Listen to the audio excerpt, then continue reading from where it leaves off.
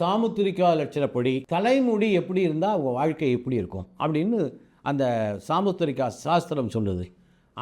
அதை கொஞ்சம் பார்ப்போம். தலைமுடி நல்ல பட்டு போல மெருதுவாக சாஃப்டாக இருந்தது அப்படின்னாக்கா மென்மையான, அமைதியான, சந்தோஷமான ஒரு வாழ்க்கை அவர்களுக்கு இருக்கும். அதே மாதிரி அடர்த்தி, அதே மாதிரி ரொம்ப கருப்பாக இருக்கும். இயற்கையிலேயே அவர்கள் எளிதில் உணர்ச்சி வசப்படுவாங்க, எளிதில் கோபப்படுவாங்க, எளிதில் போய் பிரச்சனையில் மாட்டிக்கொள்வார்கள். அவர்கள் வாழ்க்கை நிம்மதி இல்லாமல் போகும்.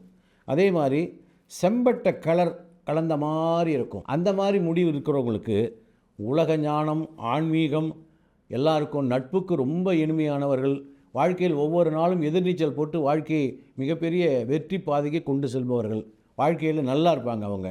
அதே மாதிரி முடி குறைவாக இருக்கும், ஏர் நெத்தியாக இருக்கும், சுருளாக இருக்கும். அவர்கள் பார்த்திங்கன்னா ஒரு அப்பாவியாக இருப்பாங்க. இவர்களுக்கு காதல், காமம் எல்லாம் கைகூடும்.